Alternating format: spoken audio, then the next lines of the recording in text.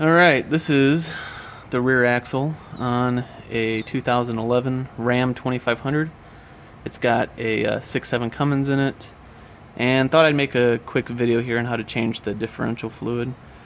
Obviously I've already started and haven't done much. The first thing I did was take out the filler plug here. You want to take that out first just so that you know that that will open up. It would suck to get everything drained out, get it bolted up, and then that filler plug not open up and it be seized on there.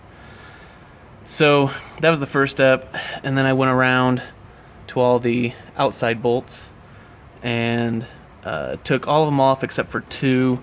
I left this one in.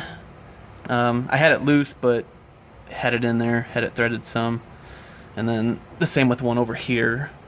That way, when I took, I don't know, when all the bolts got out except for those two, it just kind of cracked open.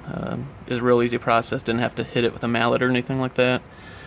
And I actually thought this was going to have some RTV silicone around it, but what I found is that these have a black rubber gasket on them. And from what I've read, this is reusable. So I'm going to try reusing this, and I will put in the description how it goes.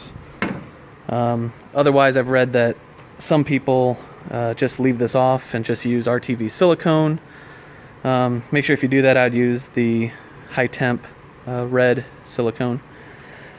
But yeah, I'm just waiting for this to drain, and once it all drains out, I will get that gasket lined up and start bolting everything back together. And I will put in the description how much quarts this actually takes. I've read some different things. It should be between 3 and 4 quarts for the rear and 2 to 3 in the front, but like I said, I'll put it in the description of what it exactly took for me. And what's nice is it does have, now this is the stock cover. Some people have some aftermarket ones, which it's kind of easy too, because those actually have a drain plug. Most of them do anyway. This one does not. This stock one doesn't. But if you look closely right here, it shows where the fluid level should be. So I will fill it up to that line once I get everything back together, bolt everything down. The outside bolts, these ones, those are torqued down to 30 pounds, and then the filler plug is 24. So that's pretty much the whole process. Like I said, if I run anything, I'll put some info down in the description. But there you go. Alright, just wanted to show you, obviously this is the front cover here. This is the inside of it. Inside, here's the outside. But why I spray the inside with brake cleaner is, you can kind of tell here, all of this darker color, that is all metal shavings from the gears. So when you spray it with brake cleaner, you can see it cleans it right up.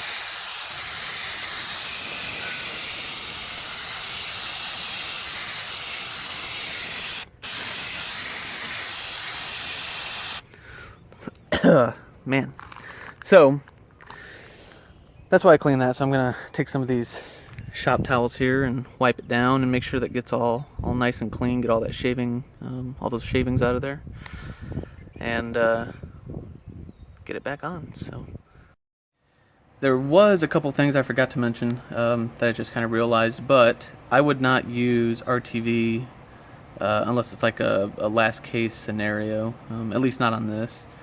You can use it, but it's just a complete pain. This was nice. This rubber gasket, I mean, the cover fell right off. I didn't have to beat on it or pry it or anything like that. The other nice thing is I didn't have to scrub the sides or anything. I went around it and and cleaned it, but you know, I didn't have any RTV to kind of pick up and clean and scrape off of there. But the other thing is what kind of fluid, and my truck calls for the 75W90.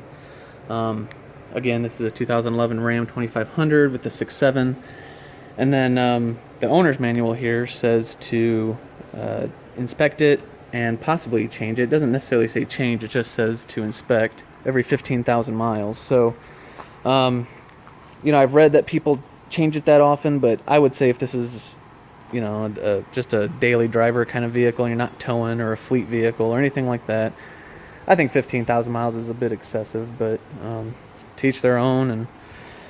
And I mean, heck, the fluid that was in there was probably had 40,000 miles on it, and I mean, I haven't changed it since I've had the truck, and that's about how many miles I put on it. So had at least 40,000 miles, and it didn't look too bad. But yeah, I mean, I'll probably plan on doing it every about 30 moving forward.